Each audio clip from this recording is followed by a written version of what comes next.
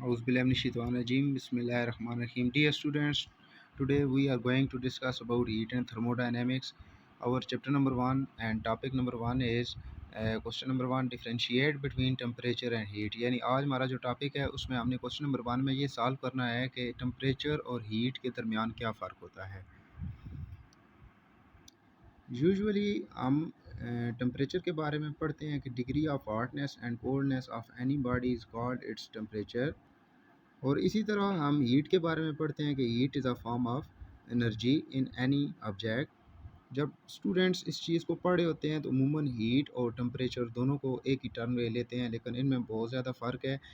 Heat जो है असल में वो एनर्जी की एक फॉर्म है, क्योंकि हमने पहले पढ़ा हुआ है कि जो एनर्जी है, सेकंड हीट एंड वर्क, इन तीनों की जो एसआई यूनिट है वो है जूल।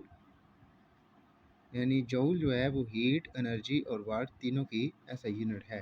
वर्क और एनर्जी दोनों हीट की फॉर्म्स हैं।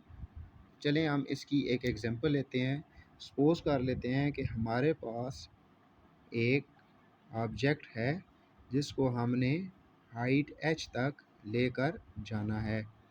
सपोज कर लेते हैं कि हमारे पास एक स्टोन है, हमने उसको हाइट h तक लेके जाना है। अगर हमारे पास एक ऑब्ज़र्वर है, वो एक स्टोन को पकड़ेगा और इसको उठा के इस पोजीशन तक लेके जाएगा। सपोज़ कर लेते हैं कि ये हमारे पास पोजीशन ए है।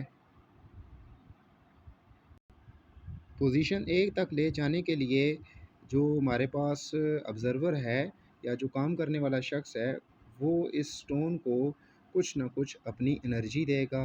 इसकी जो एनर्जी है वो एज़ अ वर्क शो होगा। यानी इस जो हमारे पास ऑब्ज़र्वर है उसको कुछ ना कुछ काम करना पड़ेगा, वर्क करना पड़ेगा। यानी वो अपनी मस्कुलर एनर्जी को इस पत्थर को ट्रांसफ़र करेगा।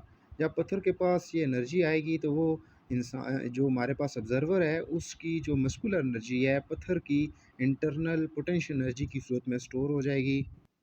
फिर जैसे जैसे जो शख्स है वो इस पत्थर को उठा के पोजीशन ए पर ले आएगा, अब जो हमारे पास स्टोन है उसकी जो पोटेंशियल एनर्जी है वो मैक्सिमम हो जाएगी। अगर स्टोन को दोबारा हम पोजीशन ए से गिराते हैं डाउनवर्ड नीचे की जानिब, तो टाइम के साथ साथ स्टोन की पोटेंशियल एनर्जी काइनेटिक एनर्जी में चेंज होना शुरू हो जाएगी। इट मीन्स कि हम वर्क को एनर्जी में और एनर्जी को अगेंस्ट वर्क में चेंज कर सकते हैं।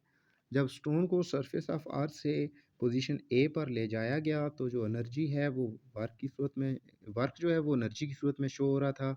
इसी तरह यहाँ पे अब चूँकि ऑब्जेक्ट के पास पोटेंशियल एनर्जी मैक्सिमम हो गई है, पोटेंशियल एनर्जी भी एनर्जी की एक टाइप है। अगर आप इस ऑब्जेक्ट को पोजीशन ए से दोबारा ग्राउंड की तरफ गिराते हैं तो वो एनर्जी आहिस्ता आहिस्ता जो है वर्क की सूरत में हमें शो होगी।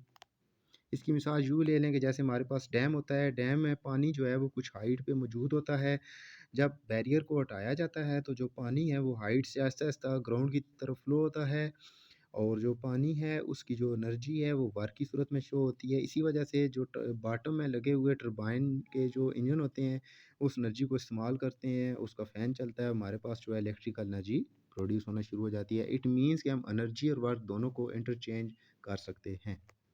इसी तरह हम वर्क को हीट में और एनर्जी को भी हीट में कन्वर्ट कर सकते हैं। वर्क को हीट में कन्वर्ट करने की एग्जांपल अगर मैं आपको बताऊँ तो वो ये है कि जैसे अगर हमारे पास 2 सरफेसेज़ हैं, 2 ऐसी सरफेसेज़ हैं जिनके दरमियान आप रबिंग कर सकते हैं। मसलन अगर हम हाथ की हथेलियों को आपस में रगड़ते हैं तो हमारी जो काइनेटिक एनर्जी है वो हीट एनर्जी की सूरत में हमें शो होती है। इसी तरह अगर आप इसकी एक और मिसाल ले लें तो किसी भी गाड़ी के इंजन को जब चलाया जाता है तो उसके जो पुर्जे हैं वो आपस में रगड़ खाते हैं। यूँ हमारा जो वर्क है वो हीट में शो होता है और इंजन गर्म हो जाता है, वो हीट जो है इजेक्ट करना शुरू कर देता है। इट मीन्स हीट जो है वो फॉर्म ऑफ एनर्जी है, और फॉर्म ऑफ वर्क जो है उसे हीट कह सकते हैं। Heat is a form of energy. अगर किसी जिस्म के पास ज़्यादा एनर्जी होगी, उसकी जो हीट एनर्जी है वो ज़्यादा होगी और उसके पास वर्क करने की एबिलिटी ज़्यादा होगी। हीट कम होने से उसकी वर्क करने की एबिलिटी कम होती है। अब ज़रा हम हीट एंड थर्मोडायनेमिक्स के रिलेटेड हीट की कोई एग्जांपल लेते हैं। मिसाल के तौर पर अगर हमारे पास एक क्लोज़्ड वेसल है जिसके अंदर गैस के पार्टिकल्स मौजूद हैं, आपको पता है कि गैस के पार्टिकल ब्रोनियन मोशन की वजह से आपस में और वाल्स ऑफ सिलेंडर के साथ कॉन्टीन्यूसली टकराते रहते हैं। अगर हम इन गैस पार्टिकल्स को हीट एनर्जी दे दें, हीट एनर्जी देने से इन पार्टिकल्स की जो इंटरनल एनर्जी है वो बढ़ जाएगी। अब ये वायलेंटली एक दूसरे के साथ भी कोलिजन करेंगे और सिलेंडर की वॉल के साथ भी कोलिजन करेंगे। हीट देने से इनकी जो है एनर्जी बढ़ जाएगी और एनर्जी इंक्रीज़ होने से इनकी वर्क करने की एबिलिटी भी ज़्यादा हो जाएगी। अब सेकंड जो हमारे पास टर्म है जिसे हम टेम्परेचर कहते हैं, temperature is the degree of hotness and coldness of a body. Temperature से पता लगाया जा सकता है कि कोई भी जिस्म कितना गर्म या कितना ठंडा है। इसमें आप ये नहीं कह सकते कि किसी जिस्म की जो एनर्जी है वो ज़्यादा है या कम है। इर्रिस्पेक्टिव ऑफ इस थिंग के अगर किसी जिस्म की एनर्जी ज़्यादा है या कम है, उससे आप उस जिस्म के टेम्परेचर को मेज़र नहीं कर सकते। टेम्परेचर सिंपली बताता है कि किसी जिस्म के अंदर जो है हॉटनेस या कोल्डनेस की डिग्री कितनी है। इसकी मिसाल हम यूँ ले सकते हैं कि हमारे पास अगर 2 ऑब्ज़र्वर्स हैं, स्मॉल एंड ग्रेटर, इन दोनों का अगर हम बॉडी टेम्परेचर चेक करते हैं, बाज़ औक़ात ऐसे होता है कि जो बड़ा ऑब्ज़र्वर है उसका टेम्परेचर 98.5 डिग्री फ़ारेनहाइट हमारे पास आ रहा होता है और स्मॉल ऑब्जेक्ट है उसका 101 पॉइंट समथिंग या 101 डिग्री फ़ारेनहाइट आ रहा होता है। हालाँकि इसका मास कम है और इस बड़े ऑब्ज़र्वर का मास ज़्यादा है, लेकिन जो आपका टेम्परेचर है उसमें डिफ़रेंस आ रहा है। सिंपली आप कह सकते हैं टेम्परेचर किसी जिस्म के गर्म या ठंडा होने की शिद्दत को शो करता है। जैसे हीट की ऐसे यूनिट जूल होती है, इसी तरह टेम्परेचर को मेजर करने का भी एक पैमाना या स्केल होता है। अमूमन हम जो है डिग्री सेंटीग्रेड को यूज़ करते हैं। इसके दो और स्केल्स हैं, डिग्री फ़ारेनहाइट और केल्विन। अगर ह्यूमन बॉडी के टेम्परेचर की बात की जाए तो नॉर्मल ह्यूमन बॉडी का टेम्परेचर फ़ारेनहाइट स्केल पे 98 डिग्री फ़ारेनहाइट के अप्रॉक्सीमेटली इक्वल होता है।